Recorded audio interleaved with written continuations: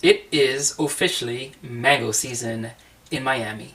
I tell you what, most days I can't stand living in Miami, but when mango season rolls around, I kind of forget how much I hate it. Green coffee. Unlike most places in the United States, South Florida is probably the only place where you can grow mangoes. Outside of that, you have to have it exported. Most people in the US and the majority of the world never really knew about mangoes. They never had the opportunity to taste it. They didn't know what mangoes were because it was impossible for them to get the mangoes unless they jumped on a ship and traveled to the warmer climates. Queen Victoria, for example, didn't know what a mango was, but her Indian servant, who was also her friend, told her about a mango and described it to her. And what she wanted more than anything in her old age was to taste a mango. Of course, by the time they shipped the mango to her, it had already rotted. So when it comes to mangoes, most of us are lucky because we've experienced it. However, most of us have never actually had the wonderful experience of picking a mango from a mango tree when it is fresh, ripe, juicy, and filled with sweet goodness. Anyways, today I'm going to show you the proper way to eat a mango. Of course, when we talk about the proper way to eat a mango, it depends on who you are and where you're from.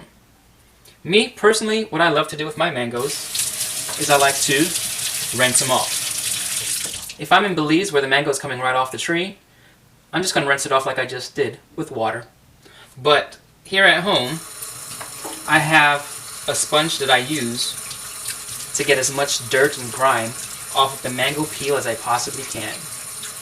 That just shows my American side. If you're in the Caribbean and you have a mango tree or you're passing by a mango tree and you just pick one, you're probably just going to rub it on your shirt and go from there. One thing we must all understand is that there are different types of mangoes. Yes, there are different species of mangoes, but I don't know the name of the species. For me, there are only two types of mangoes.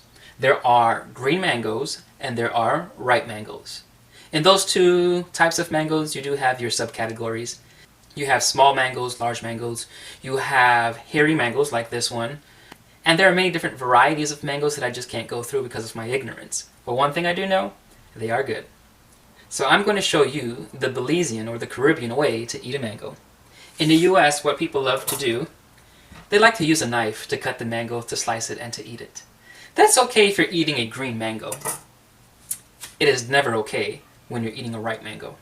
We're not really going to get into details about green mangoes, but most of us are only familiar with green mangoes. And by green mangoes, it doesn't necessarily mean that the mango is actually green. You see, because most of us have mangoes imported into our cities.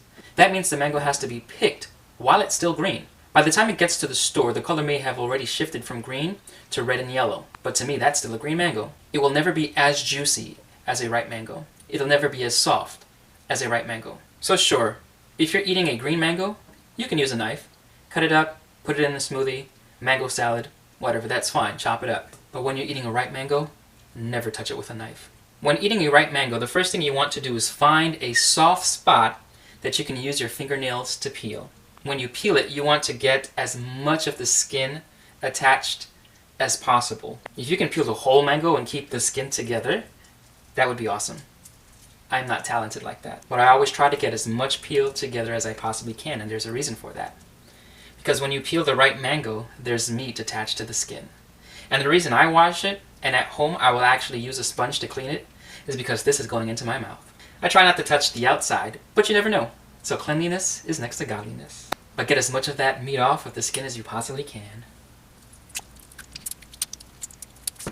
You don't want to eat the skin, you just want to get as much of the meat off as you possibly can. Oh, do make sure when you eat your mango you stay low, because if it is a really juicy mango, gravity will take control and the juice will end up all over your hands, your floor, your clothing. So stay low.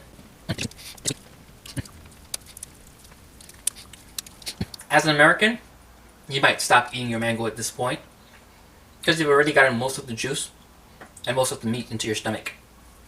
But if you're from the Caribbean, as long as this mango is yellow, you ain't done. If you're from the Caribbean and you're bougie, you're probably done with your mango. Most people won't judge you for this, but some might. Because as I said, as long as there's yellow on the mango, there's still juice to be found. If you're an expert mango eater from the Caribbean, you're gonna get that seed bone white. I can't quite get there. But as for me, I'm done. Of course, the next thing to do after you eat your mango is to eat another one and another one until you feel sick.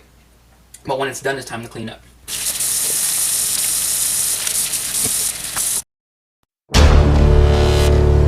Green coffee. If you're going to eat a hairy mango, make sure you have floss on hand, because the hair, the fibers, is going to get between your teeth and a toothbrush might not work. You're going to have to floss those baby out. Thank you for joining me on this mango eating tutorial. I hope you can get yourself some fresh mangoes. Why then your mango only good?